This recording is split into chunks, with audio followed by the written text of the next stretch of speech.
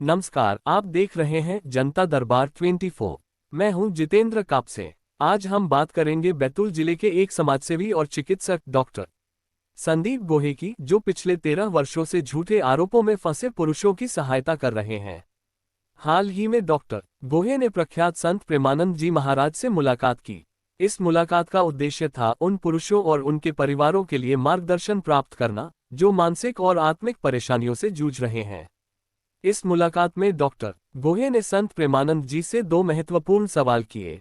पहला सवाल था, कर्म और धर्म के सिद्धांतों के अनुसार जब किसी पर झूठे आरोप लगते हैं तो उसे क्या करना चाहिए, और दूसरा, जब कोई निर्दोष व्यक्ति झूठे आरोपों में फंस जाता है तो उसे मानसिक और आत्मिक शांति कैसे प्राप्त करनी चाहिए।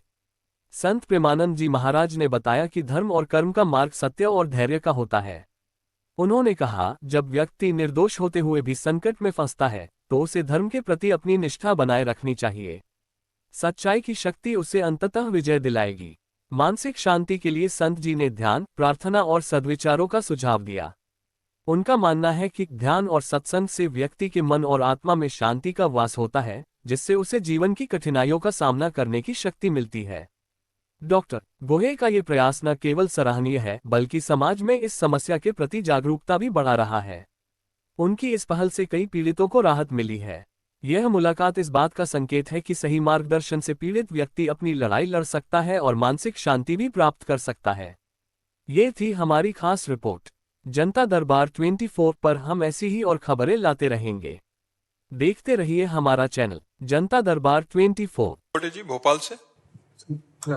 राधे राधे। राधे राधे महाराज जी, मैं पेशे से एक चिकित्सक हूँ, पर 13 साल से उन पुरुषों की मदद करता हूँ जिन्हें महिलाओं द्वारा या किसी के द्वारा झूठे केस में फंसाया जाता है। महाराज जी, मेरा प्रश्न है कि कर्म और धर्म के सिद्धांतों के अनुसार जब किसी पर झूठा आरोप लगते हैं तो उसे क्या करना चाहिए, क्या आंतरिक भावना रहनी चाहिए? देखो, पहली बात है, जब हमारे ऊपर झूठा आरोप लगे तो हमें पूरा प्रयास करना चाहिए अपने को सत्य साबित करने का। और जब हमको उस सत्य साबित करने पर भी दंड मिल रहा है और हमें वास्तविक दंड मिला, तो फिर हमें विचार करना चाहिए कि हमारे उस पाप का ये फल है जिसका ना सरकार ने दंड दिया और ना हमने प्रायश्चित किया, लेकिन पाप किया है। तो घूम करके यहां हमने पाप नहीं किया लेकिन मुझे दंड मिल रहा है, तो निश्चित समझो मुझे मेरे उस गुप्त पाप का फल है जिसको कोई नहीं जानता है। कई ऐसे गुप्त पाप हमारे द्वारा होते हैं जिनका ना भारत सरकार से दंड मिला है और ना भगवान के द्वारा दंड मिला है, तो वो कर्म हमको दंड देगा, ऐसी जगह फंसाएगा जहां हम बिल्कुल गलत नहीं है पर हमको वो दंड भोगना पड़ेगा। पक्का वो हमारा पूर्व का प्रारब्ध है, पक्का पूर्व का प्रारब्ध है। एक आदमी ने किसी महिला से प्रियता करके और उसको बाद में छल करके मार दिया और अपने ही घर में गाड़ दिया और कोई नहीं जान पाया, और कहीं बाहर से फंसा के लाया था, ऐसा हो गया। बहुत अच्छे से जीवन चलने लगा। सामने एक स्वर्णकार की दुकान भी थी और घर भी था, और घर में ही दुकान खोले हुए था, और 2 पुलिस कर्मचारी उसकी सुरक्षा के लिए आया करते थे। और वो बहुत बेईमान स्वर्णकार था, मतलब छल कपट करना, असली स्वर्ण को नकली करके, से कई तरह से मिलावट करके बहुत। और वो जो दोस्त की सुरक्षा में आते थे वो उसकी पोल जानते थे, तो उसको कुछ वो देता रहता था। ऐसा होते हैं, छल कपट वाले आदमी भी होते हैं, छल कपट वाले रक्षा सूत्र विधान वाले भी होते हैं। अब एक दिन किसी अच्छे स्वर्ण के उसमें उसको लाभ मिला, तो ये बात जब उन कर्मचारियों ने देखा तो उसे कहा हमें अच्छा दाम दीजिए। उन्होंने नहीं दिया, तो रात्रि में आके प्लान बना, बहुत वर्षों से मिलजुल रहे थे, स्वर्णकार को मार दिया, एक अटैची में बंद किया और बॉक्स में सारी, जहां सब पता था, वो संपत्ति और स्वर्ण लिया और निकल ही रहे थे कि वो आदमी लोग शंका करने निकला। कौन?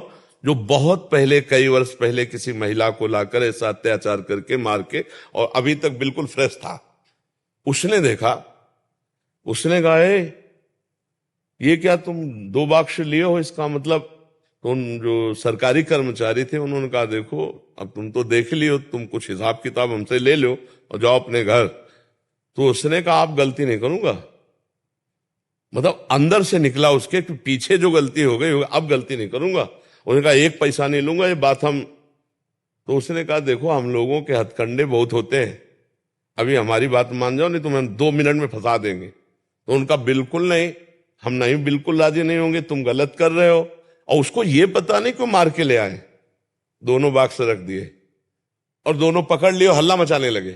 अब वहां लोग इकट्ठे हुए, बोले पता नहीं है 2 बाक्स से लेकर कहां जा, जो खोला तो अरे बोले देखो स्वर्णकार को मार के उसकी धन संपत्ति, उसके ऊपर पूरा ब्लेम लगा दिया। अब वो जब कई वर्ष मुकदमा चलता है तब सजा होती है, तो जब सजा देने का नंबर आया तो रो करके बोला जज से कि किसी भी तरह से मैं इस केस में कहीं भी कुछ भी नहीं किया, मैं लघु शंका के लिए निकल रहा था, बस देखा इन लोगों ने ऐसा ऐसा ऐसा। कई वर्ष रुपया पैसा लगा, बहुत परेशान। जज ने तारीख आगे के लिए बढ़ा दी, उसके आंसुओं में दम थी, तो उसने खेल रचा, एक आदमी को मृत घोषित किया अपने ही परिकर में।